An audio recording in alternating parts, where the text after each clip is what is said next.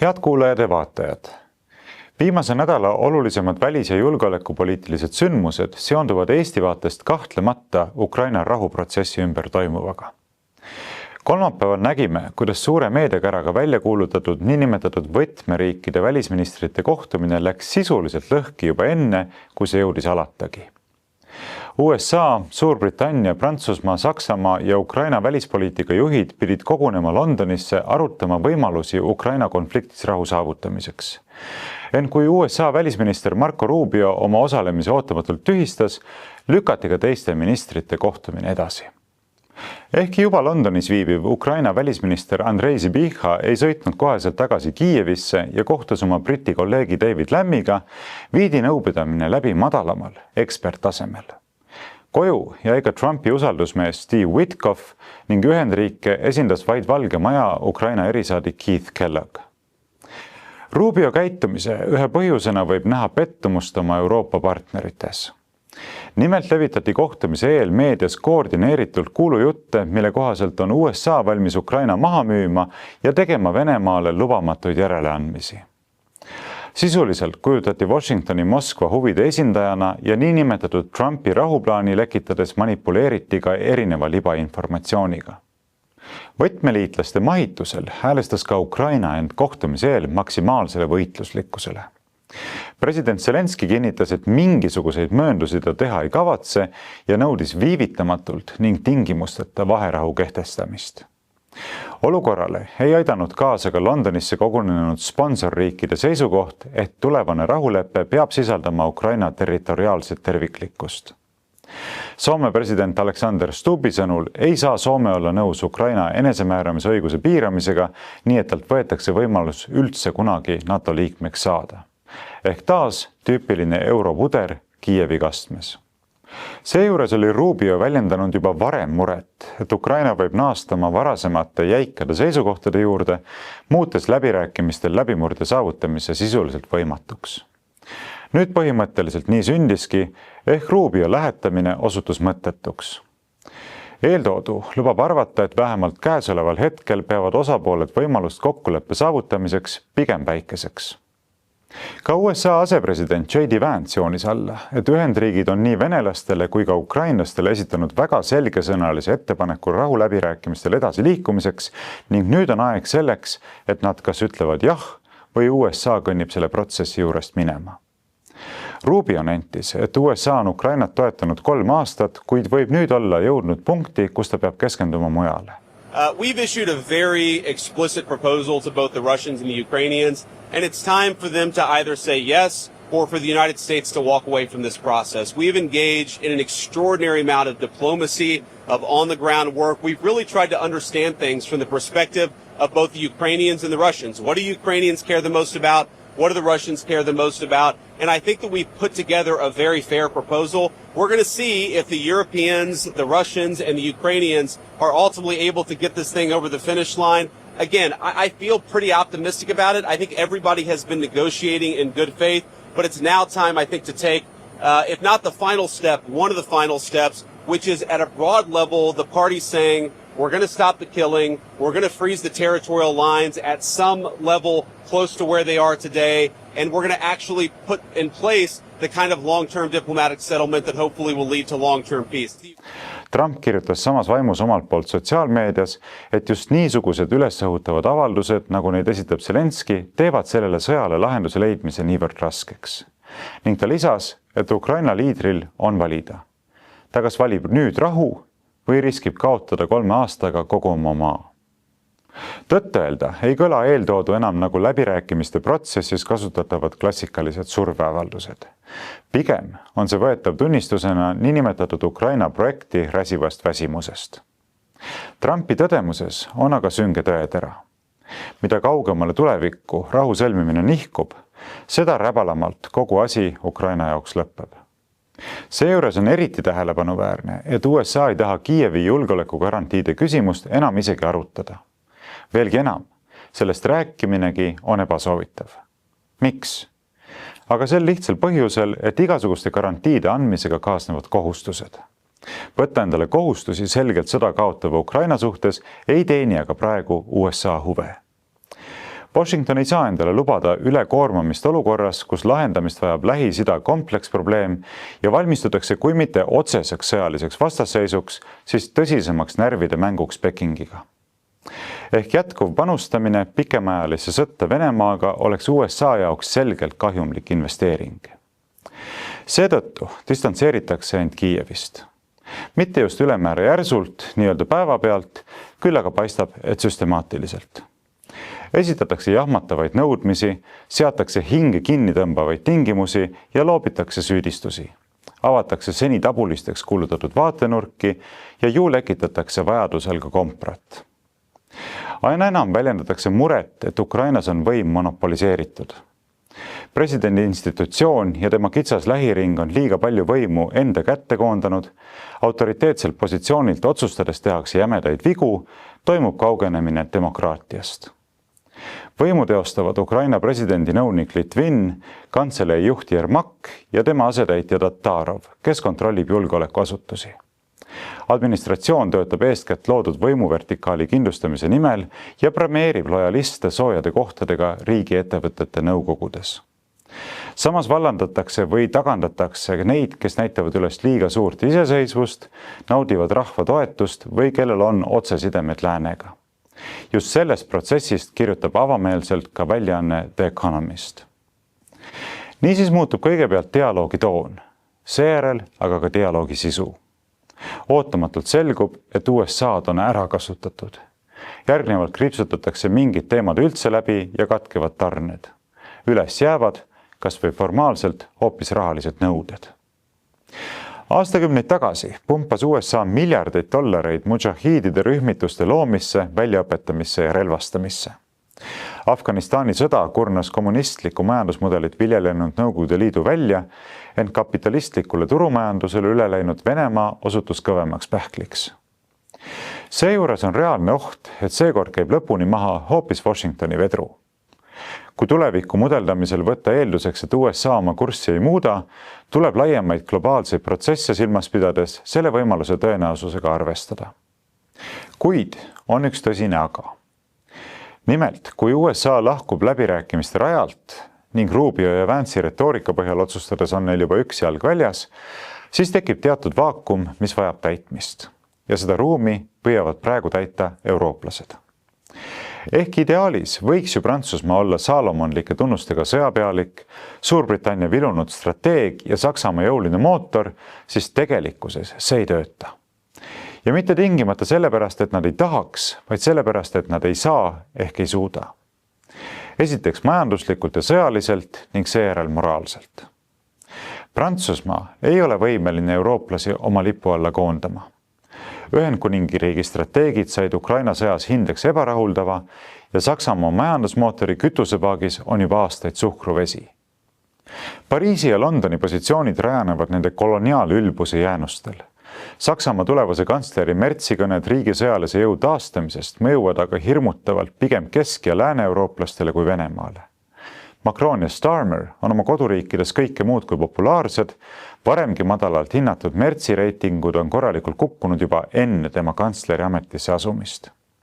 Reaalsus on see, et Euroopa majandused mitte ei kiratse, vaid vaaguvad hinge. USA, kui ise hakanud globaalne lapsevanem, vaatab aga Euroopa Liitu tuntava tülpimusega. Ühes oma hiljutises intervjuus viitas Malta endine välisminister Evariste Bartolo, et Washingtoni võimuringkonnad põlgavad eurooplasi ja Euroopa institutsioone kogu hingest. Asi ei ole niisiis pelgalt kurikuulsa Victoria Newlandi ropus repliigis F the EU, vaid tegemist on administratsioonide ülese pärandsuhtumisega. Eurooplased on ameeriklaste silmis ülespuhutud punnitajad, tühje poose võtvad teesklejad, maneeritsejatest päevavargad.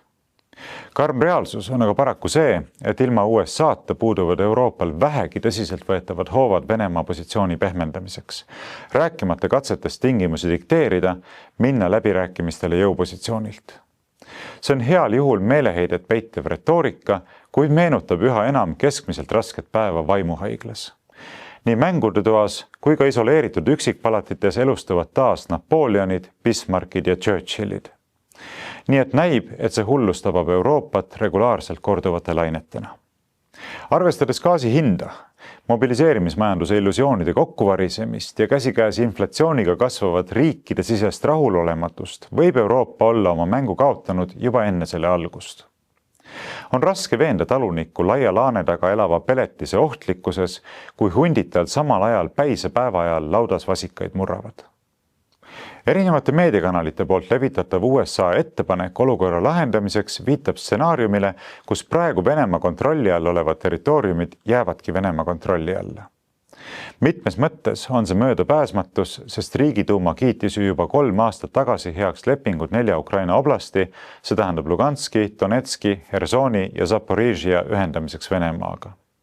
Samuti on USA välja pakutud punktide hulgas keeldumine arutada Ukraina NATO liikmelisust. Eeltoodu tähendab aga, et Kiievi tänane positsioon on kardinaalselt teistsugune kui enne täiemahulise sõja algust ja oluliselt viletsam kui 3 aastat tagasi Istanbuli kokkuleppe projektis fikseeritu. Mis omakorda peaks panema mõtlema, et kui hull võib olukord olla siis, kui Kiiev on näiteks aasta või 2 pärast lõpuks läbirääkimiste küps. Mis puutub Eestisse ja võimalik, et ka laiemalt Ida-Euroopasse, siis meie eliidi jaoks on suisa eksistentsiaalse tähtsusega, et Trump ei saavutaks oma eesmärki sõlmida Ukrainas rahu. Meie poliitikud, tippametnikud ja nende kiiluvette ning toiduahelatesse koondunud teadurid eksperdid kinnitavad üksmeelselt, et nii kaua, kuni Ukrainas kestab sõda, saame meie siin enam-vähem talutavalt eksisteerida ja makse maksta. Niipea aga, kui see rahu suudetakse USA poolt kehtestada, läbi suruda, oleme meie Moskva menüüs järgmised. Nüüd on palju lugenud ja deduktsioonivõimeliste, tegelikult lihtsalt tublidest tuulenuusutajatest professorite seas levimas uus narratiiv, et USA meile kindlasti appi ei tule. Rahuldumata unistusega Venemaa tükkideks kiskumisest helitatakse nüüd koguni mõtet, et maailm oleks oluliselt parem paik, kui ka USA's käiks praegu kodusõda. Õhk saaks puhtamaks, sotid selgeks ja eurooplastele jääks nende virtuaalne roosa heaolu mull. Kuniks kaugel aset leidvad surmad ja tragöödiad suudavad meie võltsreaalsust usutavana säilitada, on kõik inimohvrid, eeskätt võõrad, asja eest. Nende eest tasub maksta, võib loovutada teatud protsendi oma sisemajanduse kogutoodangust. Seda pole peetud kohaseks avalikult välja öelda, aga ma võin siseinfole tuginedes kinnitada, et just ülaltoodud tõdemusest on lähtunud kogu Eesti niinimetatud välispoliitika seonduvalt Ukraina sõjaga. Baasajak on väga lihtne, et mitte öelda robustne.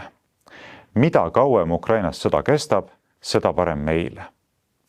Igasugusele rahupüüdlusele töötatakse selles vaimus otseselt vastu. Ukrainast räägitakse valelikult kui sõbrast. Tegelikult nähakse temast lihtsalt kui vahendit oma huvide teostamiseks. Jah, ebainimlik ja karjuvalt alatu, aga just seesugune on meie riigiisade ja moraalitsevate eetikute tegelik pale. Aga muidugi on alati mängus ka raha ja mida rohkem, seda parem. Välisminister Tsahkna näiteks hoiatas, et kui Ungari peaminister Viktor Orban peaks blokeerima Euroopa Liidu sanktsioonide pikendamise, ohustab see võimalust hoida kinni külmutatud Vene keskpanga varasid ja see võib liidu ja G7 riikidele kaasa tuua miljardeid eurosid lisakohustusi. Mida Tsahkna silmas pidas? Aga eks ikka seda, et kui Moskva varad vabastatakse, kaob tagatis laenule, mille Euroopa Liit ja G7 riigid on Ukrainale andnud. Tegemist on 50 miljardi euro suuruse abipaketiga, mille katteks kasutatakse külmutatud Vene keskpanga varadelt teenitud intressitulu. Juriidilises mõttes kahtlemata äärmiselt küsitav skeem, ometi just sellist libedat teed on raha radapidi astudes mindud. Tuletan seejuures kuulajatele meelde, et suurem osa kõnealustest varadest, kokku ligikaudu 260 miljardit eurot, asub Belgia finantsvahendaja Eurocleari kontodel. Eesti on varade konfiskeerimise ja Ukrainale suunamise eeskõneleja. Paljud Euroopa Liidu ja G7 riigid on aga sellele jätkuvalt vastu, kartes rahvusvahelise õiguse rikkumist ja usalduse kaotust euro vastu. Tasub märkida, et ehkki Belgia ise on üks kõndlamaid plaani vastaseid, ei ole temagi Tsahkna sepistuste eest lõpuni kaitstud.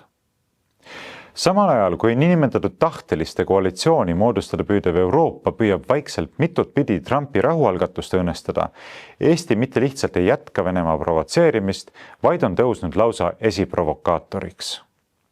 Seejuures on Eesti süvenevalt enesehävituslik käitumine tekitamas maailmas aina suuremat hämmastust. Toon siinkohal ühe kõneka näite.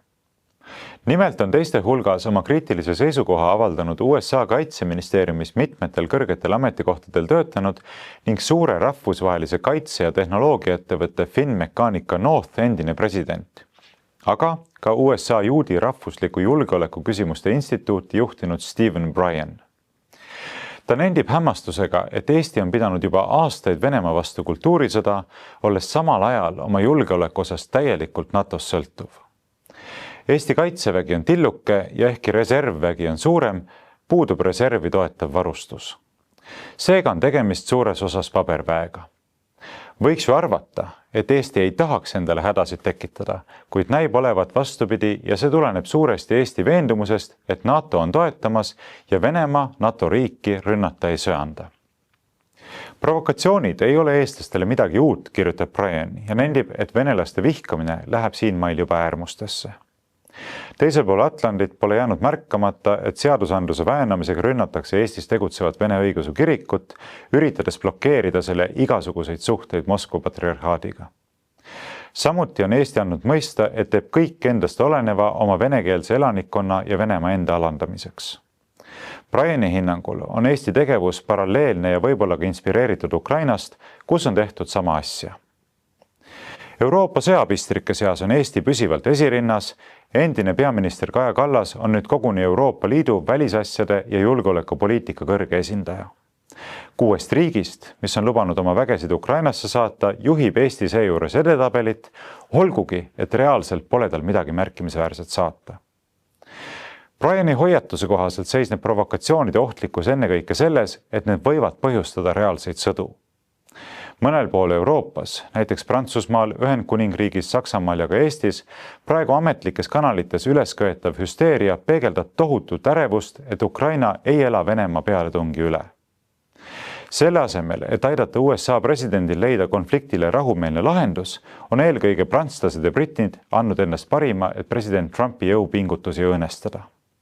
Kuigi osa sellest võib seletada katsega päästa Euroopa surevaid majandusi, see tähendab püüdega asendada tsiviilotstarbeline tootmine militaartootmisega, ei ole see rohi Euroopa majanduse ja tööstuse päästmiseks. Samal ajal võivad väikesed riigid nagu Eesti tekitada Euroopas suuri probleeme ja põhjustada konflikti eskaleerumise, toonitab Bryan. Siin on väga tõsine mõttekoht, sest paraku juhtub ju sageli tõesti nii, et üks asi viib teiseni, eriti kui nii ongi planeeritud. CIA endine direktor William J. Burns avaldas 2024. aasta algul välissuhete nõukogu ametlikus väljaandes Foreign Affairs artikli, milles nimetas USA peamiste konkurentidena Hiinat ja Venemaad. Burns kasutas oma artiklit ka selleks, et kutsuda Washingtoni üles jätkama Ukraina relvastamist sõjas Venemaaga. Ta nimetas USA militaartarneid Ukrainale suhteliselt tagasihoidlikuks investeeringuks, mis annab suurt geopoliitilist tulu Ameerika Ühendriikidele ja märkimisväärset kasumit Ameerika tööstusele. Teisisõnu tunnistas luurejuht varjamatult, et Ukraina sõda on toonud suurt kasu Ühendriikide sõjatööstuskompleksile. 2008. aastal Rumeenias Bukarestis toimunud NATO tippkohtumisel lubas president Bush, et Ukraina ja Gruusia ühinevad mõlemad USA juhitud militaarblokiga. See deklaratsioon ärritas mitmeid NATO liikmeid, sealhulgas Saksamaad ja Prantsusmaad, kes muretsesid, et antud lubadus kutsub esile konflikti Venemaaga. Teenides toona USA suursaadikuna Venemaal, reageeris ka Burns ise sellele tüliküsimusele. Nimelt kirjutas ta 2008. aastal salajase välisministeeriumi memo pealkirjaga Niet means Niet, Russia's NATO enlargement red lines ehk ei tähendab ei, Venemaa punased jooned NATO laienemisel. Sellest memost teame üksnes tänu Wikileaksile. Oma mõtteid väljendas Burns toona järgnevalt, tsiteerin. Ukraina ja Gruusia NATO püüdlused mitte üksnes ei puuduta Venemaa tundlikku kohta, vaid tekitavad tõsist muret tagajärgede pärast kogu piirkonna stabiilsusele. Venemaa ei taju mitte ainult ümberpiiramist ja püüdlusi õõnestada tema mõju selles piirkonnas, vaid kardab ka ettearvamatuid ja kontrollimatuid tagajärgi, mis võiksid tõsiselt mõjutada Venemaa julgeolekuhuvisid.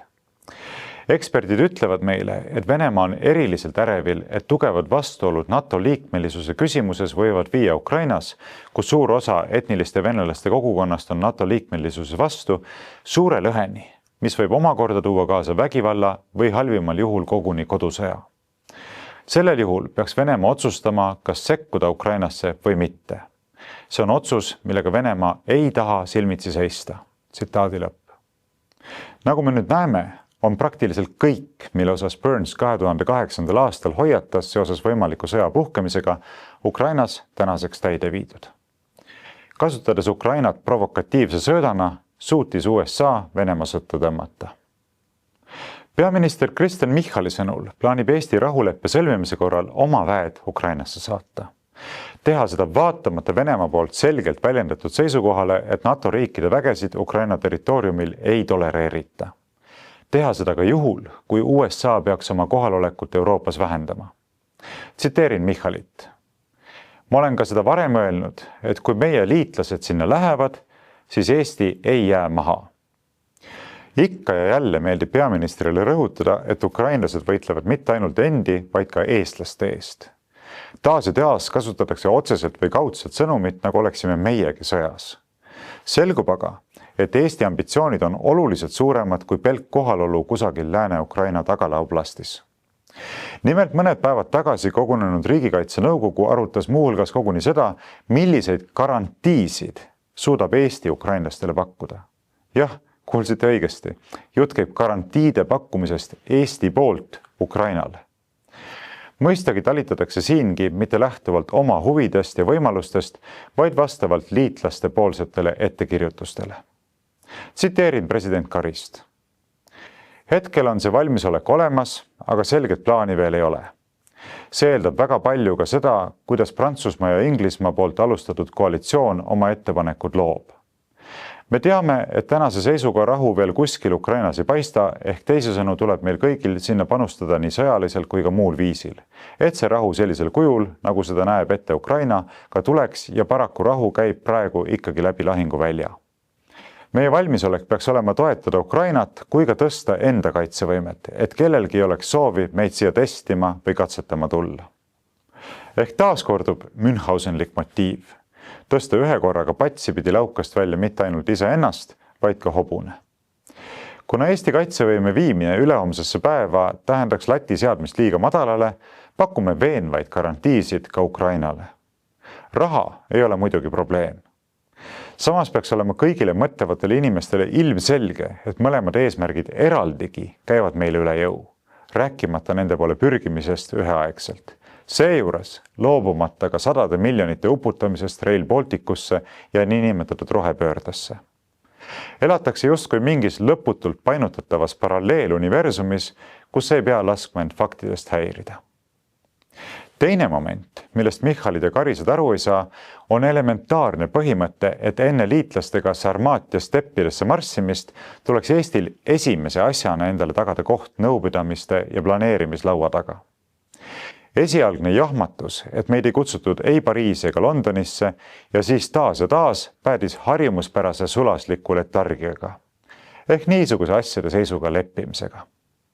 Ometigi peaks tuletis olema lihtne, lapselegi selge. Mittekaasamine võrdub mitteosalemisega. Ehk kui meid ei kaasata otsustamisse, siis ärgu loodetagi meie osalemisele langetatud otsuste elluviimises. Ja kes ülepea on need liitlased, kelle sabas järjekordsesse eluohtliku avantüüri ronitakse? USA on andnud selgelt mõista, et tema oma sõdureid Ukrainasse ei saada. Siinkohal peab siiski tunnistama, et vara lahkunud Eesti krooni, hingevaakuva Reformierakonna ja poliitilise enesetappe viljeleva Euroopa kõrge välisesindaja isaks kutsutav Siim Kallas meie valitsuse leplikust ei jaga. Olukord, kus asju ajavad ja meie eest otsustavad Ühendkuningriik, USA, Prantsusmaa, Saksamaa ja Ukraina ei minevat mitte. Konkreetsemalt, mingiks otsuseks puudub sellisel koosviibimisel legitiimsus, mandaat. Paraku saab siiski ilmsiks, et olulistes punktides vana Kallas oma järeltulijate peavoolust ei lahkne. Ehk nagu puu, nõnda vili. Kallas arvates nimelt ongi parem, kui Ameerika lahkuks Euroopast. Tsiteerin teda. Sest siis me teame, et me peame ise hakkama saama ja me ei loobu Euroopa sõja võitmisest. Hullus, sulaselge hullus, ei muud. Eesti poliitilise eliidi lühinägelikkust ja absoluutset võhiklikkust demonstreerib piisavalt tõsiasi, et NATO ajaloo kestel pole alliansi sõjalised plaanid kunagi kätkenud võimalust ilma USA-ta tegutsemiseks ning kogu Euroopa sõjaline logistika on ehitatud üles USA toetuse eeldusele.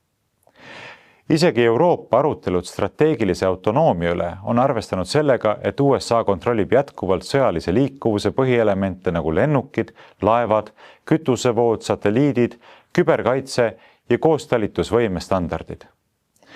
Niinimetatud Euroopa seda tagada ei suuda. Nende baasrealiteetide mõistmine peaks olema elementaarne, aga nagu näha, ei ole seda mitte. Olukord, kus isegi üks kirglikumaid Ukraina toetajaid, Poola välisminister Radosław Sikorski kinnitas kolmapäeval Seimi ees seistes, et riik ei saada võimaliku rahuvalvemissiooni raames oma üksusi Ukrainasse, peaks olema Eestile nõidusunest ärkamise hetkeks. Ei piisa paraadsel marsisammul laulmisest Eesti maa su mehe meel pole mitte surnud veel. Mehemeelt ja kainet tarkust tuleb ilmutada ka reaalsetes tegudes, sest kaalul on veel enam kui Eesti Vabariigi saatus. Kaalul on meie, eestlaste saatus. Kõik eelnevalt kirjeldatud vaadeldes meenub, kuidas Platon kasutas mittetoimiva meeskonnaga süsteemi kirjeldamiseks allegooriat lollide laevast. Juba 2500 aastat tagasi viitas omaaegne esifilosoof ja Ateena Akadeemia rajaja valitsemisprobleemidele, mis paratamatusena tekivad ekspertteadmisi põlgavas poliitilises süsteemis. Kapten on pool kurt ja pool pime, küll aga kõige pikem ja tugevam. Madrused kisklevad õiguse eest rooliratast hoida, on rumalad, see-eest jõhkrad, aplad ja intriigihimulised. Ja kõiki merelisi ühendab sügav umbusk, isegi vaen laeva tundva ja navigeerimiskunsti valdava lootsi vastu. Kas on põhjust üllatuda, kui asi päädib laevahukuga tormis või karidel? Vaevalt.